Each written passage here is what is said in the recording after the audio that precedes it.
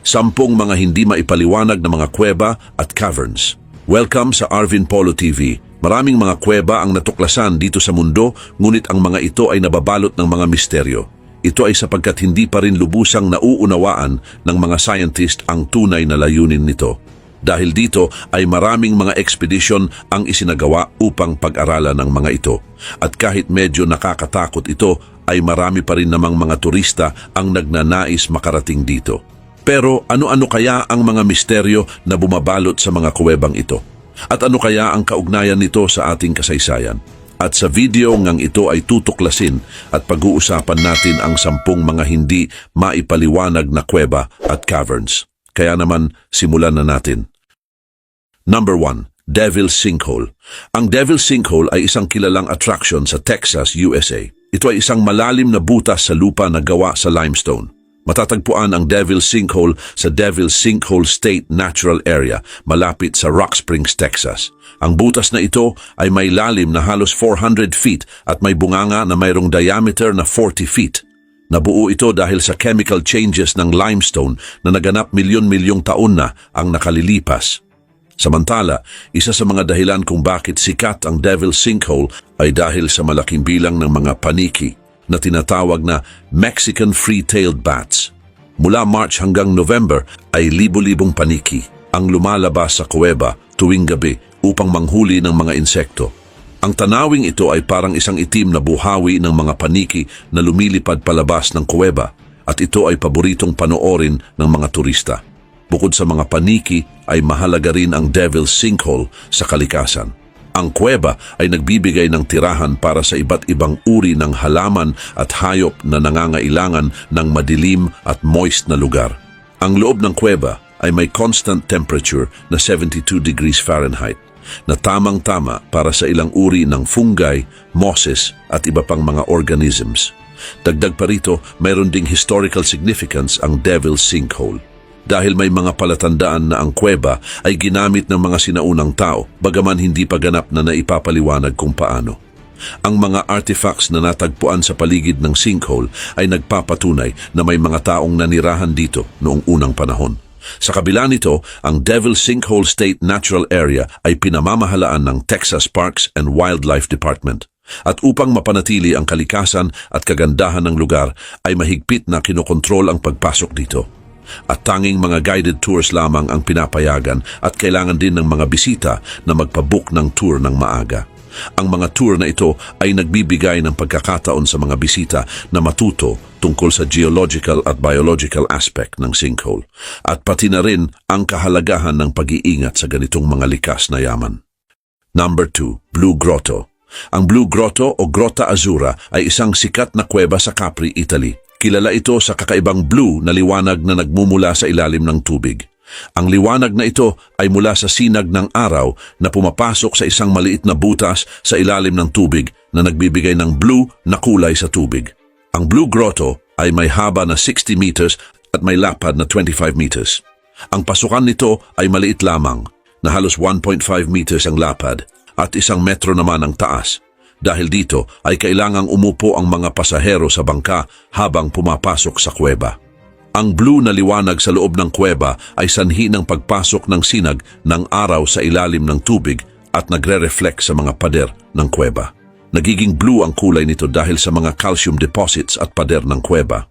Samantala, naging kilala ang Blue Grotto noong 1826 nang matuklasan ito ng German poet na si August Kopisch at ng kanyang kaibigan na si Ernst Fries.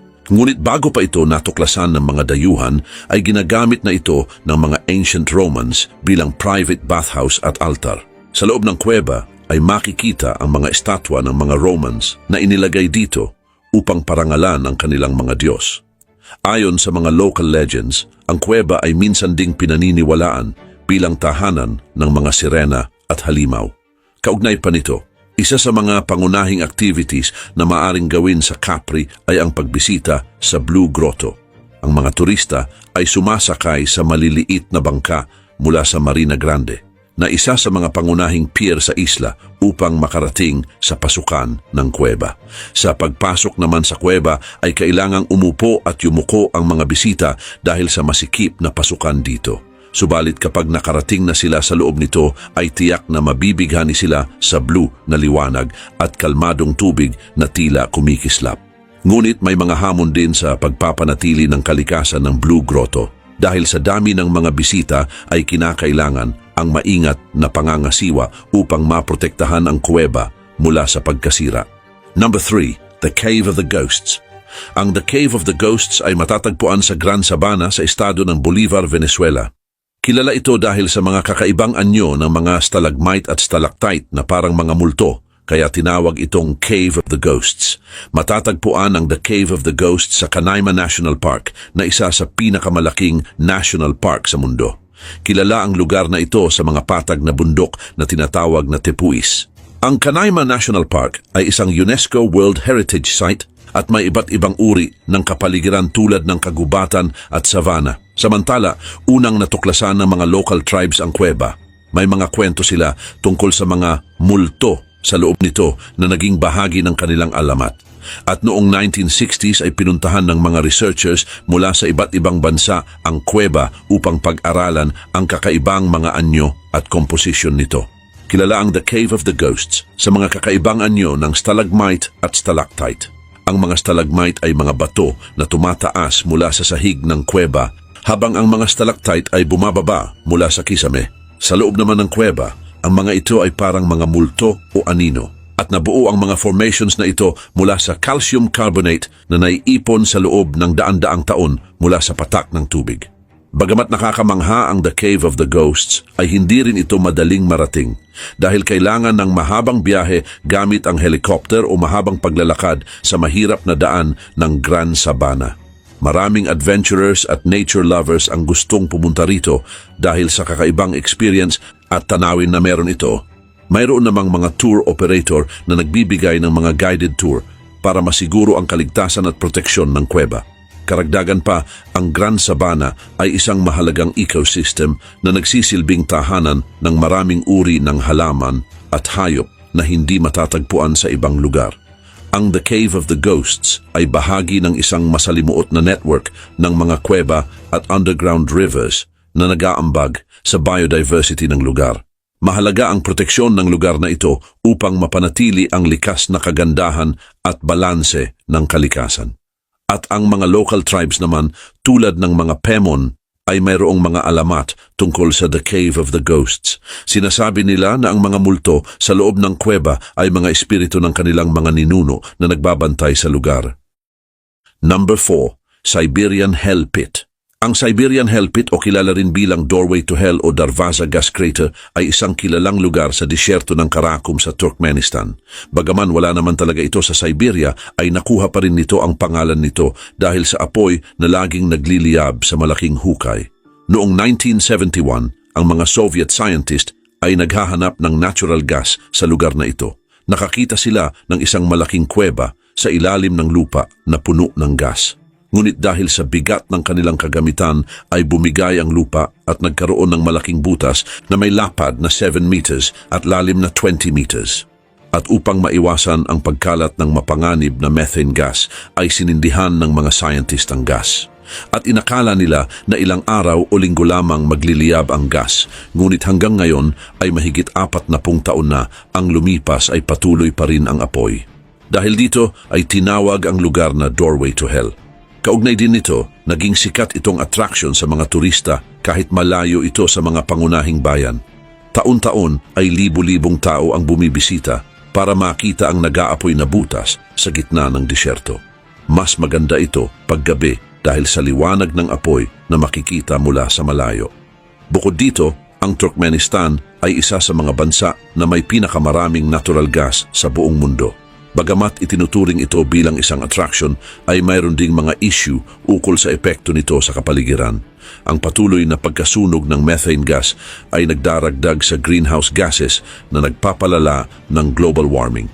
At noon ngang 2010 ay sinubukan ng pamahalaan ng Turkmenistan na isara ang crater sa pamamagitan ng mga proyekto na may layuning kontrolin o patayin ang apoy.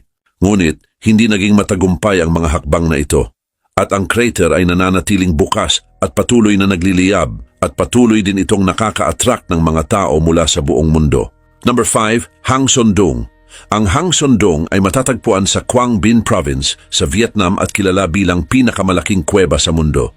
Natuklasan ito noong 1991 ng isang local resident na si Ho Can, ngunit nakilala lamang ng buong mundo noong 2009 matapos itong pag-aralan ng British Cave Research Association na pinangunahan ni Howard at Deb Limbert. Ang pangalan ng kuweba ay nangangahulugang Mountain River Cave sa Vietnamese dahil sa malaking ilog na dumadaloy dito. Napakalaki ng Hang Son Doong. Ang pangunahing hall ng kuweba ay halos 5 kilometers ang haba, 200 meters ang taas at 150 meters naman ang lapad. Ang sukat nito ay sapat upang magkasya ang isang buong city block sa New York City, kasama na ang mga skyscraper. Sa loob ng kuweba ay may mga sariling ecosystem tulad ng mga kagubatan at malalaking body of water. Mayroon ding mga natatanging halaman at hayop na hindi makikita sa ibang lugar. Sa loob naman ng Hang Son Doong ay makikita ang iba't ibang natural forms na talaga namang nakakamangha. Maliban dito ay mayroon ding mga stalagmite na umaabot sa taas na 70 meters at ito rin ang pinakamataas sa mundo. Mayroon namang 2 malaking butas sa kisame ng kuweba na tinatawag na dew line na nagpapasok ng liwanag ng araw at nagbibigay ng buhay sa loob. Dahil dito ay may mga maliit na kagubatan sa loob ng kuweba kung saan tumutubo ang mga kakaibang uri ng halaman at hayop. Karagdagan pa, isa pang kahangahangang katangian ng Hang Son Doong ay ang malaking ilog na dumadaloy dito. Tuwing rainy season ay lumalawak ang ilog at umaapaw na nagiging sanhi naman ng malalakas na agos sa loob ng kuweba. Ang tubig na ito ay dumadaan sa mga limestone at naglalaman ng mineral na nagbubuo ng mga forms tulad ng mga stalactite crystals at stalagmite. Ang mga forms na ito ay resulta ng milyon-milyong taon na natural processes. Mahigpit ding kinokontrol ang turismo sa Hang Son Doong upang mapanatili ang kagandahan at kalikasan nito. Taon-taon ay kakaunting bisita lamang ang pinapayagang makapasok, kung kaya't nagiging espesyal at natatangi ang experiences ng mga nakakapunta dito. Number 6, Cueva de los Tayos. Ang Cueva de los Tayos ay isang kilalang kuweba sa east of Ecuador, malapit sa boundary ng Peru. Ang pangalan nito ay mula sa mga ibong Tayos na naninirahan sa loob nito. Mahalaga ang kuwebang ito sa mga indigenous Shuar tribe na naninirahan sa kagubatan ng Amazon. Nakilala ang kuweba sa buong mundo noong 1976 matapos isagawa ang isang expedition na pinangunahan ni Stanley Hall na isang Scottish engineer. Kasama sa expedition si Neil Armstrong na isang sikat na astronaut na nagbigay ng mas malaking atensyon sa kuweba. Layunin ng expedition na suriin ang mga ulat ng kakaibang bagay at istruktura sa loob ng kuweba. Bukod sa likas na kagandahan, kilala rin ang Cueva de los Tayos dahil sa mga misteryosong kwento at teorya na bumabalot dito. Isa sa mga teorya ay tungkol sa isang sinaunang sibilisasyon na nag-iwan ng mga metallic books at iba pang technological equipments sa loob. Ang teoryang ito ay unang isinulong ni Erich von Däniken na isang Swiss author na nagsulat ng librong The Gold of the Gods. Ayon sa kanya ay nakita niya ang mga metallic books at iba pang kakaibang bagay sa kuweba, pero marami ang nagdududa sa kanyang mga sinabi. Bukod dito, ang Cueva de los Tayos ay mayroon ding nakakamanghang geology. Mayroon itong malalim at madilim na mga tunnels, malalawak na mga hall at mga natural formations ng bato na nagbibigay ng kakaibang tanawin sa lugar na ito. Ang kuweba ay may haba na higit sa 4 kilometers at ang ilang bahagi nito ay umaabot ng hanggang 450 feet sa ilalim ng lupa. Subalit, mapanganib ang pagpunta sa Cueva de los Tayos dahil sa lalim at hirap ng pagpasok dito. Maraming bahagi ang hindi pa nasasaliksik dahil sa madilim at masikip na mga daanan. Kailangan ng special equipments at pagsasanay ng mga explorer para makapasok at makapag-explore sa loob. Ngunit sa kabila ng mga panganib ay marami pa ring mga researchers at adventurer ang naa-attract sa Cueva de los Tayos. Number 7, Cave of Altamira. Ang Cave of Altamira ay isang sinaunang kuweba sa Cantabria, North Spain. Kilala ito dahil sa mga sinaunang painting na nasa loob nito na ginawa noong Upper Paleolithic period. Natuklasan ang kuweba noong 1868 ng isang hunter na si Modesto Cubillas. Noong 1879 ay dinala ni Marcelino Sanz de Sautuola ang kanyang anak na si Maria sa kuweba at dito nakita ni Maria ang mga magagandang larawan ng mga hayop sa kisame. Ang mga painting sa loob ng Cave of Altamira ay itinuturing na pinakamahusay na halimbawa ng sinaunang sining. Ginawa ang mga ito gamit ang natural na kulay mula sa uling at ochre. Makikita sa mga larawan ng mga hayop tulad ng mga bison, deer, kabayo at kambing. Ang mga ito ay puno ng mga detalye at parang buhay na buhay. Ginamit din ng mga ancient artists ang hugis ng bato upang magmukhang malalim at makatotohanan ang mga larawan. Bukod sa mga larawan ng hayop, ay mayroon ding mga ukit at handprint sa mga dingding ng kuweba. Ang mga handprint ay ginagawa sa pamamagitan ng paglalagay ng kamay sa bato at pag-spray ng kulay sa paligid nito. Ipinapakita ng mga ito ang kagustuhan ng mga sinaunang tao na sumali sa paggawa ng sining. Ang mga ukit naman ay may iba't ibang hugis at pattern na maaaring may espesyal na kahulugan o bahagi ng kanilang ritual. At noon ngang 1985 ay idineklarang UNESCO World Heritage Site ang Cave of Altamira. Ibig sabihin ay kinikilala ang kahalagahan ng kuweba, hindi lamang sa sining kundi pati na rin sa kasaysayan ng tao. Ngunit dahil sa pagiging marupok ng mga painting ay isinara ang kuweba sa publiko noong 2002 upang maprotektahan ito mula sa pagkasira. At upang magkaroon din ng pagkakataon ng iba na makita ito, ay gumawa ng replika ng Cave of Altamira sa Altamira Museum na malapit sa original na anyo ng kuweba. Ang replika ay ginawa upang magmukhang totoo gamit ang modern technology. Sa ganitong paraan ay maaaring makita at pahalagahan ng mga tao ang sining ng Altamira nang hindi nasisira ang original na cave. Patuloy namang pinag-aaralan ng mga archaeologist at scientist ang Cave of Altamira upang malaman ang marami pang bagay tungkol sa mga sinaunang tao na gumawa ng mga sining na ito. Number 8. Ajanta Caves. Ang Ajanta Caves ay isang grupo ng mga sinaunang kuweba na matatagpuan sa Maharashtra sa India. Kilala ito sa magagandang larawan na inukit at ipininta sa loob ng mga kuweba na nagpapakita ng buhay ni Buddha at ng mga kwento ng kanyang nakaraang buhay. Ang Ajanta Caves ay ginawa mula 2nd century BCE hanggang 5th century CE. Una itong ginawa noong panahon ng Satavahana Dynasty at natapos noong Gupta period. Matagal din itong nakalimutan at natakpan ng mga halaman. Subalit noong 1819 ay natuklasan muli ito ng mga British officers habang nangangaso. Samantala, ang Ajanta Caves ay may 30 na mga kuweba na may iba't ibang disenyo at gamit. Kaugnay nito ay may dalawang uri ang mga kuweba, ang Chaitya Grihas o mga templo at ang Viharas o mga monastery. Ang Chaitya Grihas ay may mga stupa at ginagamit sa pagsamba, habang ang Viharas naman ay nagsisilbing tirahan ng mga monk. Maliban pa dito, ang mga larawang ipininta at inukit sa Ajanta Caves ay itinuturing na yaman. Ang mga pader ng kuweba ay puno ng mga eksena mula sa buhay ni Buddha at mga kwento ng kanyang nakaraang buhay. Gayon din, ang mga larawang nakapinta ay nagpapakita ng buhay sa ancient India. Mahalaga din ang Ajanta Caves para sa pag-aaral ng kasaysayan ng Buddhism sa India.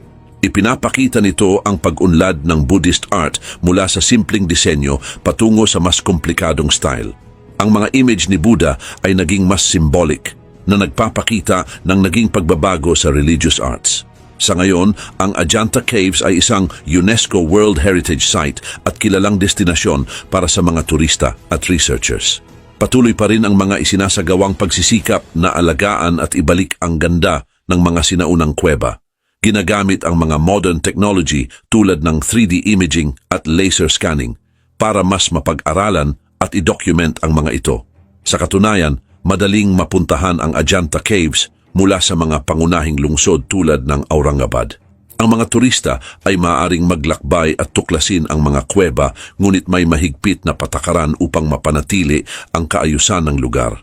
Mayroon ding mga guidelines at mga impormasyon upang magbigay ng mas malalim na pag-unawa sa kasaysayan at arts ng Ajanta. Number 9. The Cave of the Winds. Ang Cave of the Winds ay isang kilalang kuweba sa Manitou Springs, Colorado, USA.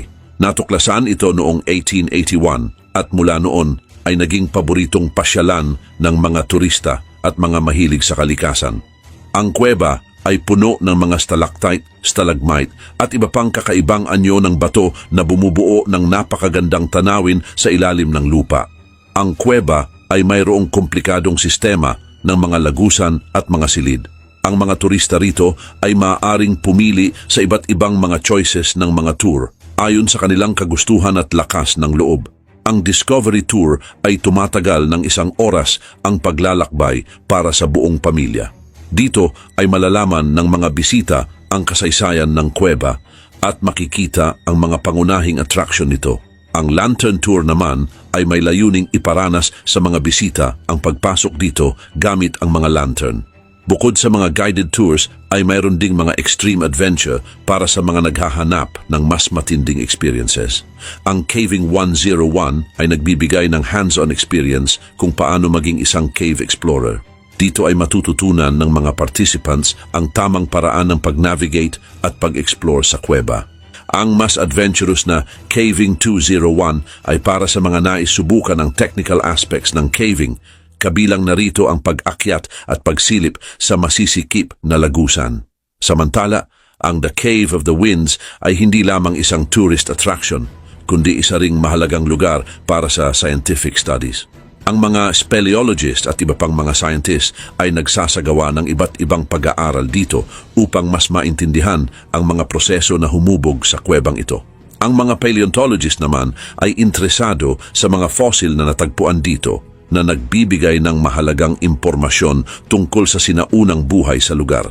Karagdagan pa, isa sa mga pinakakilalang bahagi ng Cave of the Winds ay ang Silent Splendor na isang gallery na puno ng white calcite formations. Ang tanawin dito ay parang winter wonderland na may mga crystals na kumikinang sa bawat sulok. Ngunit bihira lamang itong ipakita sa mga bisita upang mapanatili ang natural na ganda at kalinisan nito. Maliban pa rito, ang Cave of the Winds ay mayroon pang ibang mga attraction sa ibabaw ng lupa na pwedeng puntahan ng mga bisita.